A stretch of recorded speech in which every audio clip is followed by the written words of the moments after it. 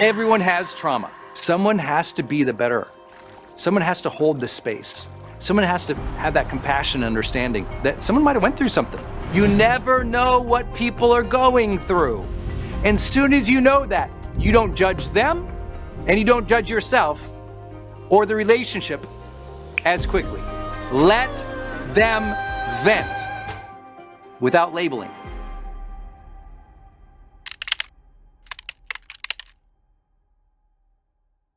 I need you to remember that most people you ever speak with in your life have trauma. Most people you ever speak with, they had some negative event, some major difficulty, from life-changing moments that leaded to negativity or bad behavior or bad feelings or a negative disorder. And they got into a place where it's just like something happened to them. And once you understand everyone you're talking to has that reality, you set in a better place with them. You're more gentle, more patient, more kind. As soon as you have this as a master practice. So I'm going to hold this master practice up, and it literally says, remember, everyone has trauma. As soon as you break through on this one, it's like magic happens in your relationships. You speak differently to other people. You don't yell, curse, push them. You change your behavior because you realize that people are in fact sensitive. People are in fact influenceable, and you can positively or negatively impact them. But it also reminds you that people are often triggered. They're triggered by something that was awful in their past. So now when they're being awful to you, you realize, oh, they're not being awful to me because of me. They're being awful right now because they had the example of awful. And they don't know how to sort through that, work through that, and be good right now. Now, I know people will get very hooked to good, bad, trauma, or the language I'm using right now. I'm totally okay with that. I'm not a therapist. I'm a coach, and I'm here to coach you to be sensitive towards others. And when people are overly sensitive in a dynamic with you and your family, remember there's something going on that you might not know about. You know, so many of my friends in the influence industry, especially in the last 5 years, have come out and shared how when they were growing up, somebody in their family or their extended family or neighborhood abused them.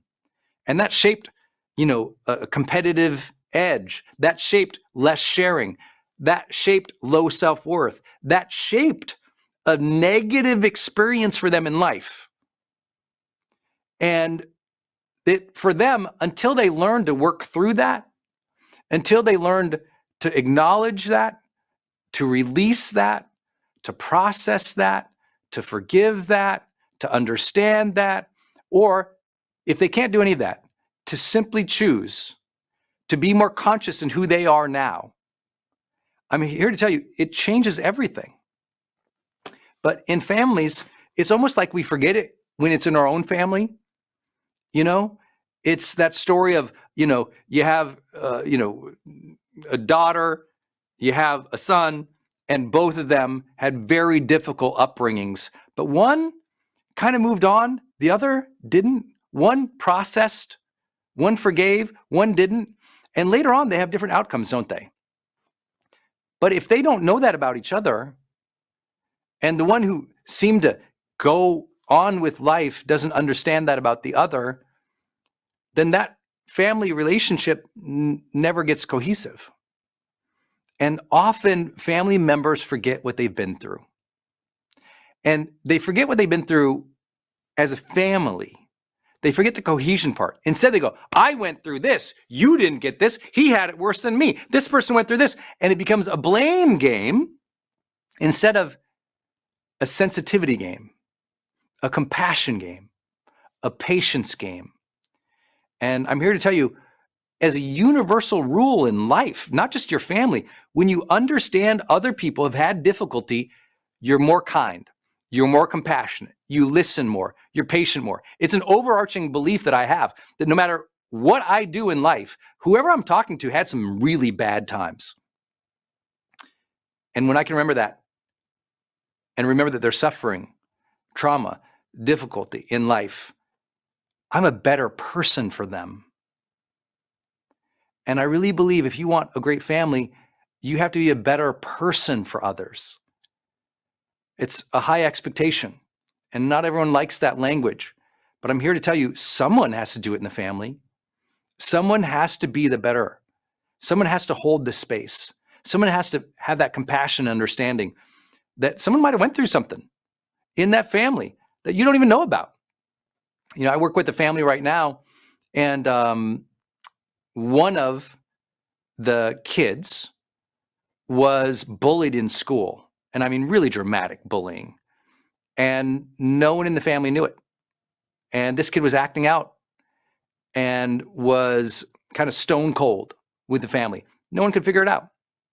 No one could figure it out. And this person didn't share it for a really long time. And in a very simple discussion, I talked to the kid for maybe 20 minutes. And no one had genuinely sought to understand where this behavior was coming from. Now, I'm not justifying the behavior, and I actually don't believe most of our behavior comes from something that happened to us. I actually believe we're way higher in our free will and our agency.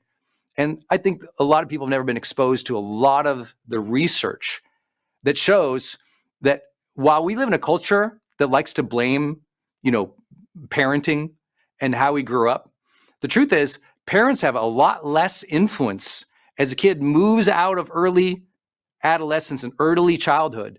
And now many of the external factors are driving that person's behavior than the parents.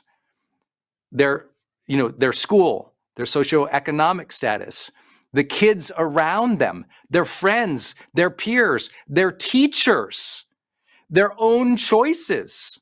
These things are shaping them more than parents. It's why I tell people all the time, please don't blame your parents if you're after 18, there's really not much you can blame your parents for anymore. Your choices as an adult are your choices as an adult. It doesn't mean even if you ever get that level of personal freedom in your life or that command and self-control in your life, that high level of agency and consciousness in your life, it doesn't mean that other people, including yourself, don't have difficulties, dramas, and traumas. And soon as you can say that, listen, your job isn't to solve that for other people. Your job is to understand that's true for other people. Can I say that again? Your job isn't to solve that, unless it's literally your job to be a therapist.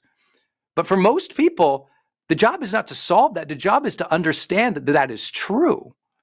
And as soon as I can understand, even if we get outside of family dynamics, let's just go into Buddhism. Let's go into spirituality, that suffering exists. And if I can acknowledge suffering, now I'm starting a conscious and enlightened journey in life. Suffering exists.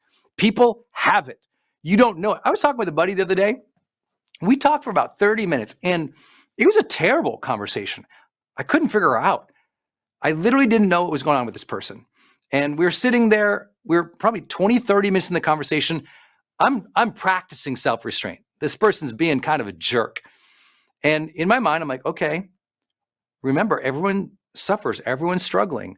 Maybe there's trauma going on. I go, hey, you know what? I'm just getting to know you a little bit better, but something seems going on here in this relationship. I don't know if I've done something or if you're feeling something. Is there anything that's going on that's like aggravating or triggering or upsetting you right now? And he's like,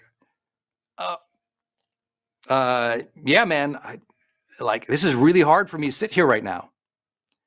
In my mind, I'm thinking it's hard for him to sit here. And I think, what did I do? What did I say? Right? Because I own my feelings and behavior. I'm thinking it's about me. I said, oh, I'm sorry.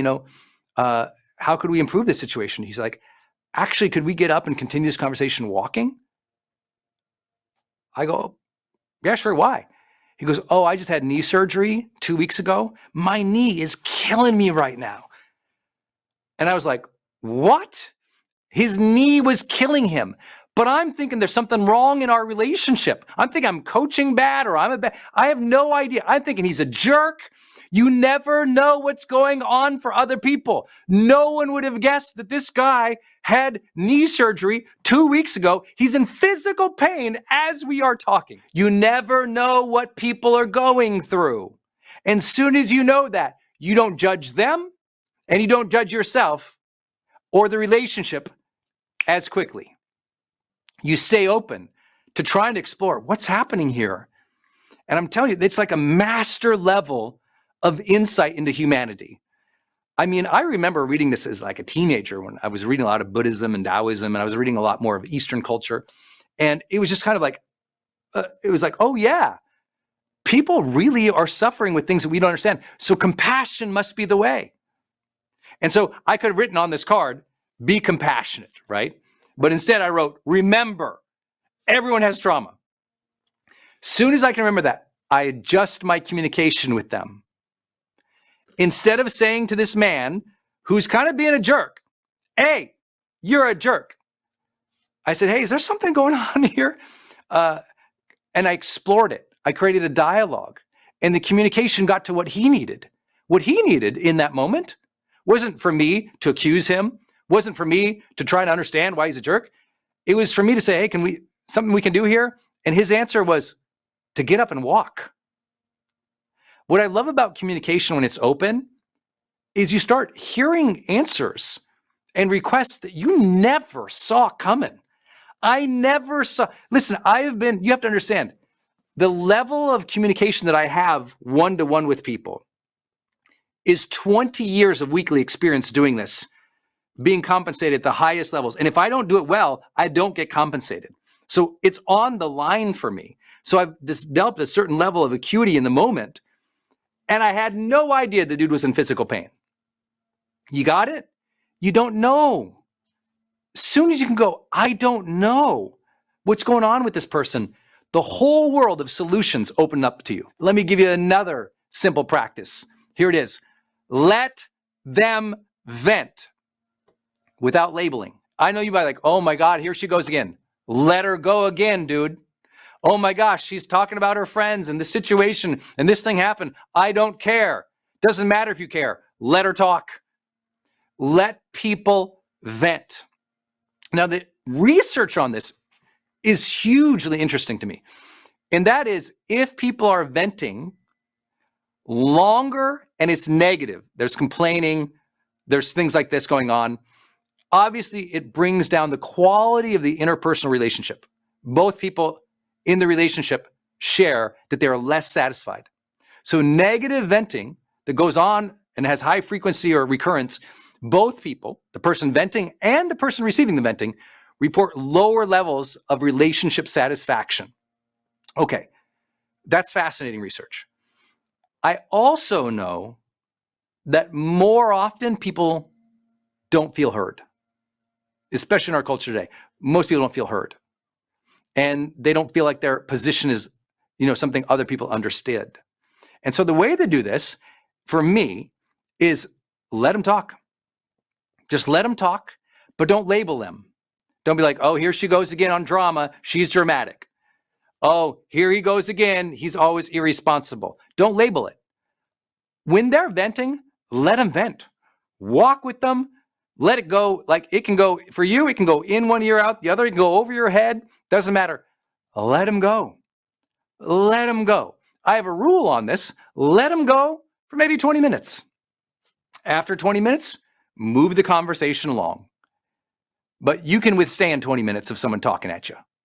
And that skill, I learned that from John Gray, who wrote Men Are From Mars, Women Are From Venus. He just said, you got to be able to listen for 20 minutes. And I'll never forget that. But I also had to learn, it's not just listening. It's being able to take the vent. It's like if you're standing there, imagine you're standing in front of a heater and it's blowing out hot air and you're already hot. And having to be able to stand and take that hot air for 20 more minutes doesn't feel good. But if you can do it, it's almost like you have superpowers. It's almost like you have a superpower. And I'm here to suggest to you, most people don't feel heard. Let them talk. Let them talk. You don't have to memorize. You don't have to solve. You don't have to demonstrate otherworldly levels of active listening, rephrasing, paraphrasing, physical touch, camaraderie. It's like, let them do it. I think if you can actually be an empty vessel without the judgment and without, forgive the language here, the manipulation that our culture teaches, like this, just mirror and match. Just rephrase it. Just ask these 10 questions. It's like you're supposed to do something to them when they're complaining or venting. Don't feel like you have to do anything. Just be a vessel. Be empty. Be like water. Let it flow. Because there's other times that you can dialogue and solve and work through. But if someone's venting, let them do it, right? Don't take it personally. And everyone's like, but then that's really hard. She's complaining all the time. I'm like, yeah, all right. You can talk about her complaining, let her. But when she's in the moment of complaining, you jumping in, you trying to do something to her, it ain't going to go well. When he's all angry and he's all hot and he's complaining about somebody at work, you trying to do something to him in that moment, that's not the time. For a lot of people, they got to get it off their chest. And this is very, very, as I said earlier, interesting research, because there is a sense and there is a moment when it tips, when venting becomes negative. But that's less often than when people need to share. And here's what I've learned in all of these years, and not just because, communication is my master's degree, but in working with people, it is so incredibly obvious that what we call venting, they don't think of it as venting.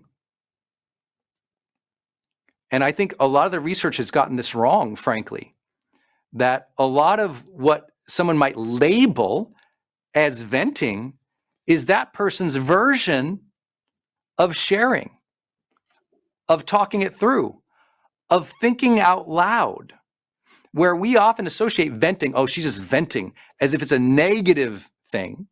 That's why I'm hearing, I want to make sure I underline this without labeling it.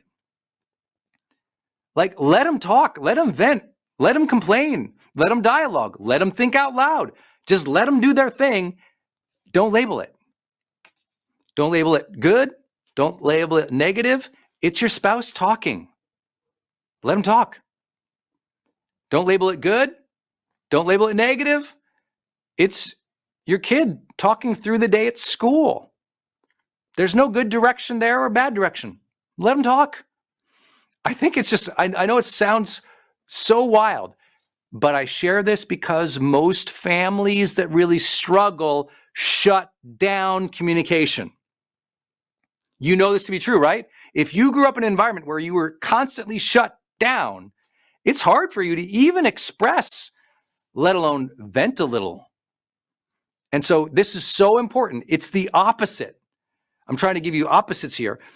A negative situation in a family is where everyone's shut down. So let's reverse that. Let's open it up. Let's encourage that expression. And for most people, most often, their venting is healthy for them. It's a pressure valve. It's hearing them talk out loud. There's a reason that even talk therapy itself is very open, almost like vessel. Let it happen. Let them share. Let it go through. We can guide, direct, mentor, coach, help, advise in other moments.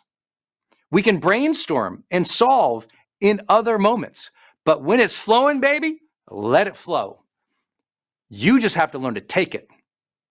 And that takes you not taking things personally. And when I tell people all the time, I'm like, if you're an adult and when people express complaint, anger, or blame or negativity, part of your job is learning that that doesn't have to stick to you. You own your own emotions. It's a powerful and freeing effect. I just want to let you know, I'm around extremely intense people almost all the time. I mean, when I'm in a Super Bowl locker room, we're talking like level 15 out of 10 intensity, like very intense people. And I'm very centered. I'm very calm. I'm very joyous. I'm very confident, even in a room where these men are, superhuman. They're, 200, 350 pound, gigantic human beings. They could all like kill me with a flick of the wrist. They could just knock me dead. And I'm in there incredibly confident in my own space, centered, holding joy because I own my feelings. They can scream. I mean, I've been with musicians in the past. I was with a band one time advising this band, and they were screaming at each other. I mean, an hour-long scream session. It was like, talk about venting with, jet fuel. And I was just cool hand Luke, man. Because their expression does not need to be my emotion. Let me share it again. Their expression does not need to be my emotion. So I let it happen. And part of a lot of my magic as a coach, and part of a lot of what I help families ultimately crack through, is that place where they let things happen a little bit more. And in that allowing creates a more safety of expression. I'm not labeled, I'm not shut down. Because if I'm not labeled and I'm not shut down, I'm more likely to express.